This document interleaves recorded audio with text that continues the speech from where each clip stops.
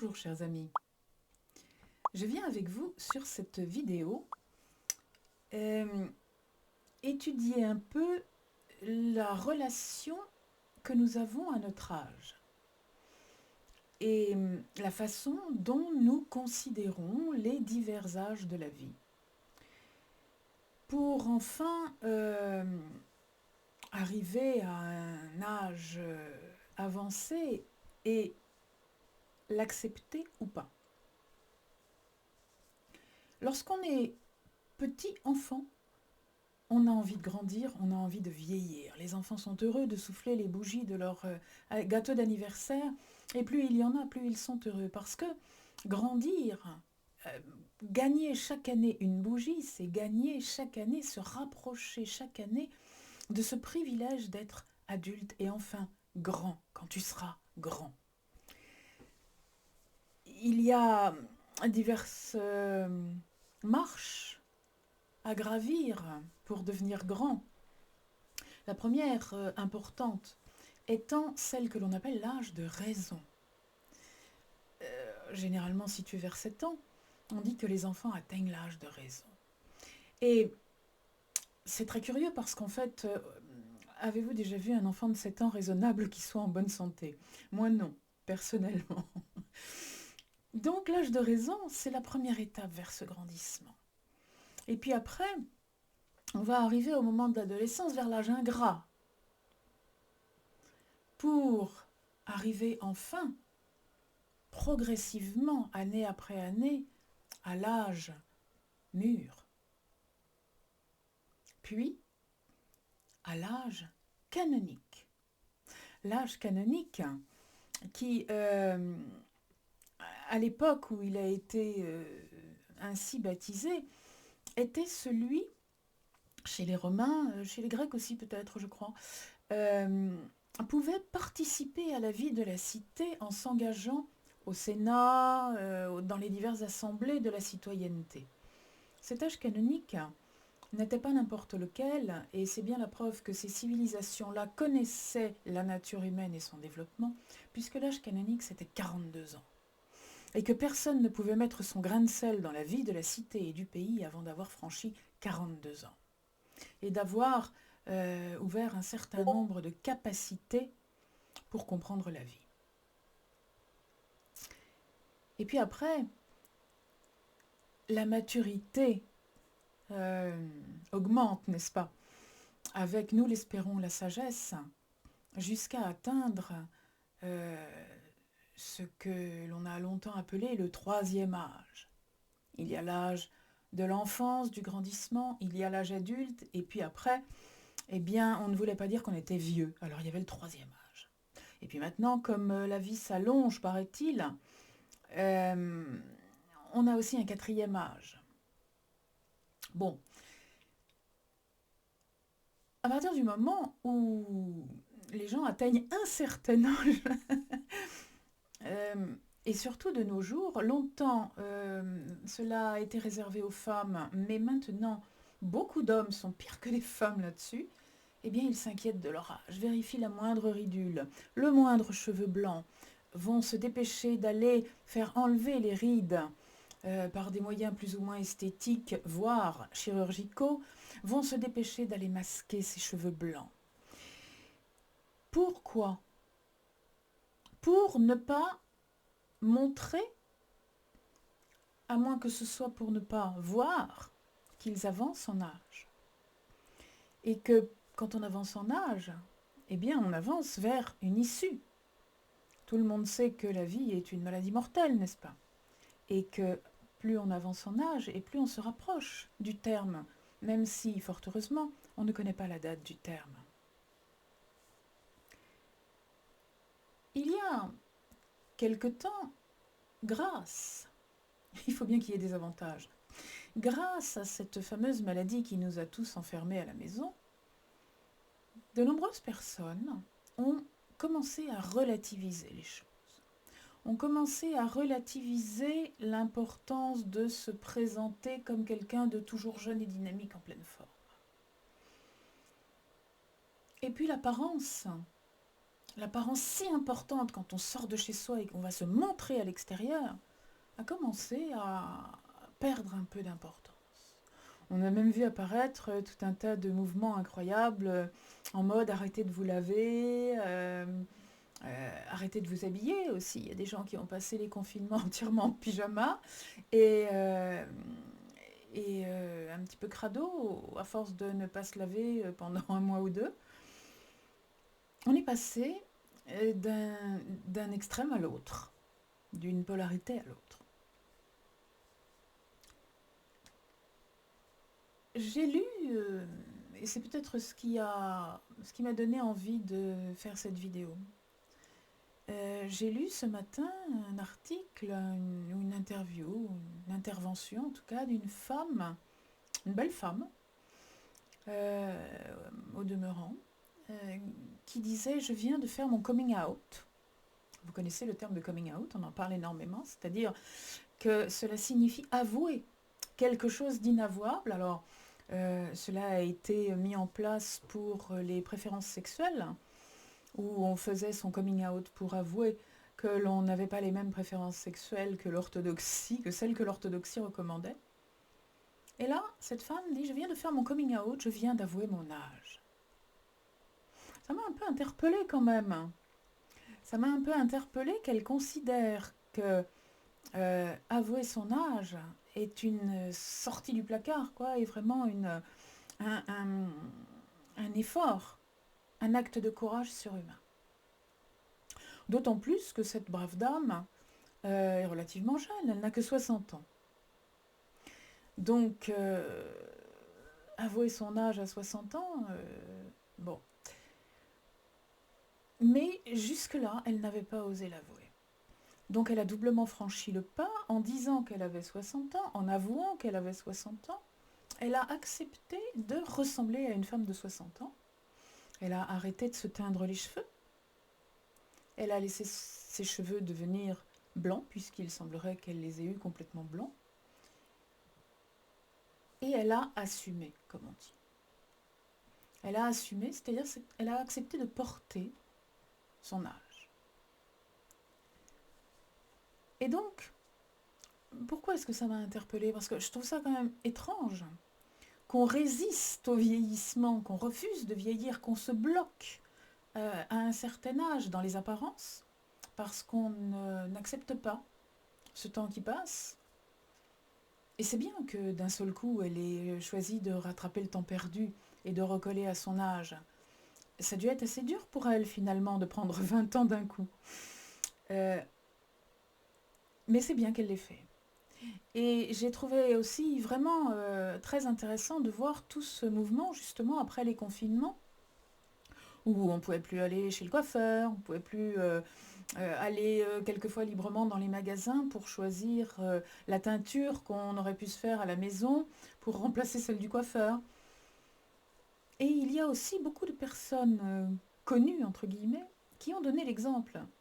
Toutes ces actrices qui continuaient à se faire de la chirurgie esthétique, des teintures, à se présenter totalement enduites pour avoir l'air lisse, elles ont accepté. Elles ont accepté de jouer le jeu de la vérité et de se présenter telle qu'elles étaient. Et on a vu un certain nombre d'actrices, je pense à Jane Fonda par exemple, qui est une femme courageuse normalement et qui n'avait encore, arrivé à plus de 80 ans, jamais eu le courage d'abandonner, de s'abandonner à ses cheveux blancs. Elle a brutalement décidé d'apparaître en public avec ses cheveux blancs. Et petit à petit, on a vu tout un tas d'actrices, tout un tas de personnes connues apparaître avec des cheveux qui commençaient à tourner de plus en plus au sel et de moins en moins au poivre. Récemment encore, il y a eu un article dans un journal espagnol. La reine ose assumer ses cheveux blancs. Et oui, la reine ose assumer ses cheveux blancs parce que la reine a un certain âge et qu'elle l'assume. Eh bien, je trouve que c'est formidable d'accepter son âge. Pour ma part, je n'ai jamais eu de difficulté avec mon âge parce que je n'ai jamais fait mon âge. Lorsque j'étais jeune, j'ai toujours fait plus vieux. Maintenant que je suis vieille, il paraît que je fais plus jeune. Donc j'ai toujours été hors d'âge. Ça a toujours été une facilité pour moi et l'âge n'est pas un problème. D'ailleurs, je ne sais pas quel âge j'ai. À chaque fois qu'on me demande mon âge, je suis toujours obligée de compter par rapport à mon année de naissance. Ce qui surprend énormément les gens. Mais oui, l'âge n'est pas quelque chose d'important. L'âge est simplement quelque chose, ça correspond à un tour de roue. Ce qui est important, c'est l'âge dans lequel on se ressent. Est-ce qu'on se ressent dans l'âge de raison? Est-ce qu'on se ressent dans l'âge de conscience? Est-ce qu'on se ressent dans la maturité, dans la sagesse de l'âge mûr? Maturité mûre, en principe, quand on est dans l'âge mûr, on a mûri et non pas maturé, comme disait Johnny Hallyday. On mûrit pour devenir mûr. On est pendant un temps dans la fleur de l'âge, certes, quand on est jeune, mais au bout d'un moment, la fleur doit devenir un fruit et ce fruit doit mûrir. La langue est fort bien faite. Et lorsque ce fruit commence à vieillir, avez-vous regardé des pommes, par exemple, que l'on ramasse à l'automne, magnifiques, avec une très belle peau lisse et colorée? La pomme se conserve très bien. Pendant tout l'hiver, c'était un fruit que l'on pouvait conserver pour le manger tout l'hiver lorsqu'il n'y avait pas grand-chose d'autre. Mais amusez-vous à garder des pommes assez longtemps et regardez au printemps suivant vos vieilles pommes de l'automne, regardez la tête qu'elles ont. Eh bien, elles sont comme nous, elles sont ridées. Elles sont ridées parce qu'elles se déshydratent. Mais toute la qualité de la pomme n'est pas dans l'eau qu'elle contient. La qualité de la pomme est dans ses sucs qui continuent petit à petit à nourrir ses graines. Et je vous appelle à méditer cela. Nous sommes tous des pommes, pardonnez-moi. Nous sommes tous des pommes dont la peau, en vieillissant, finit par se rider, dont la chair, en vieillissant, finit par se déshydrater, par se ratatiner, jusqu'à se tenir un petit peu moins bien. Au lieu d'être une belle pomme joufflue, on devient une vieille pomme ratatinée. Mais, à l'intérieur, les sucs sont encore là, et ils nourrissent les pépins, qui sont la graine. Et cette graine, elle est importante, parce que le jour où nous disparaîtrons, la graine restera et ne sera pas perdue. Alors je vous invite à considérer le vieillissement sous l'aspect d'un mûrissement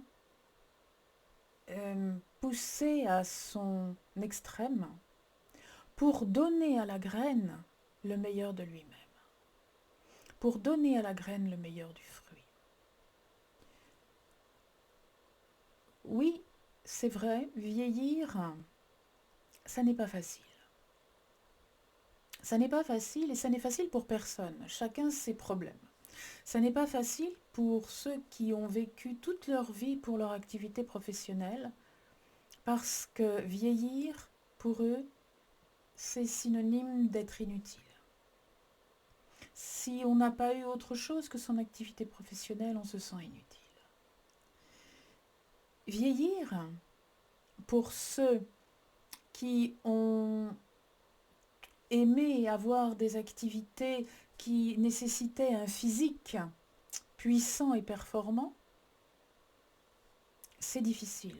Parce que ce physique, petit à petit, perd de sa puissance et n'est plus capable de faire des performances. Vieillir, pour ceux qui étaient insouciants, qui aimaient s'amuser et qui n'aimaient pas s'occuper d'eux et écouter les messages de leur corps, c'est difficile. Quand le corps commence à envoyer des messages de douleur de plus en plus intenses ou des messages de maladie de plus en plus incurables, de plus en plus difficile à maîtriser et à juguler. Vieillir, cela suppose d'abandonner le peu d'ego qui nous reste quand l'autonomie n'est plus là et qu'il faut demander de l'aide. C'est tout ça, vieillir, c'est vrai. C'était plus facile avant parce qu'on était entouré de gens aimés, les gens que l'on avait portés lorsqu'on avait la force, la pleine force de l'âge, et que eux n'étaient pas encore assez costauds. On les a aidés à se redresser, à se tenir debout. Et ces gens que l'on avait aidés à se redresser, à se tenir debout, c'étaient aussi ceux qui, quelques années plus tard, faisaient la même chose en retour. Ça s'est perdu malheureusement. Ça s'est perdu en tout cas dans nos pays où chacun sa vie, chacun son destin, chacun pour soi et éventuellement pour ceux qui y croient, Dieu pour tous. Et quand on n'a pas la reconnaissance de ce qui nous a été donné, on n'a évidemment absolument pas la conscience du retour. C'est le cas de beaucoup d'enfants, de beaucoup de personnes à l'heure actuelle qui n'ont pas la reconnaissance de ce qui leur a été donné étant enfant. C'est ce qui remplit les EHPAD. Toutes ces vieilles personnes, seules, entièrement seules, avec des enfants qui ne s'en préoccupent pas parce qu'ils ont autre chose à faire. Parce qu'ils ont des amis à recevoir, des vacances à prendre, des postes professionnels à assurer et du sport à faire, pas le temps. Alors là, oui, effectivement, l'âge peut devenir un problème. Parce que avancer en âge, c'est non seulement avancer vers le seuil de la mort, mais avant ça, passer par celui de peut-être l'établissement collectif où on va devenir un numéro mal considéré, où on va devenir un casse-pied à qui il faudra faire sa toilette, à qui il faudra changer ses couches, et que l'on considérera comme un gamin. Parce que ça existe aussi, je suis d'accord. Malgré cela,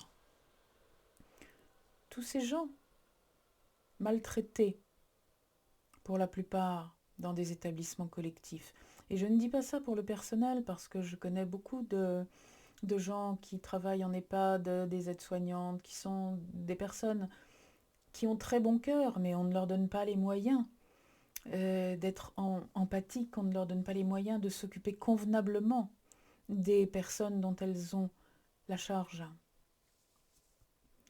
Mais malgré tout, ces personnes restent des êtres humains. Leur emballage est maltraité, mais à l'intérieur d'eux-mêmes, la graine est toujours là. Elle est moins bien protégée, c'est vrai, mais elle est toujours là. Alors, je ne voudrais pas terminer sur une note triste. Je vous donne simplement à méditer le fait que la vie est un parcours. La vie est un parcours où chaque jour nous fait avancer d'un pas ou de plusieurs. Et on ne peut pas interrompre le parcours. On ne peut pas rester en apnée parce que la vie, c'est une respiration. On ne peut pas se bloquer au milieu de la vie en apnée en disant « ça y est, maintenant je respire plus » parce que je ne veux pas aller plus loin. Alors il y en a qui le font et qui décident de mettre un terme à ce parcours pour ne pas aller plus loin parce qu'ils pensent que ce serait aller trop loin. Personnellement, je pense que ça n'est pas juste. et qu'il vaut mieux accueillir et accepter ce qui nous est donné, dans le vieillissement comme dans le reste. Je vous invite alors à être, d'une certaine manière, hors d'âge, ne pas compter, ne pas savoir quel âge vous avez et accueillir chaque jour les 24 heures supplémentaires qui vous sont offertes. Je vous souhaite une très très bonne journée. Au revoir.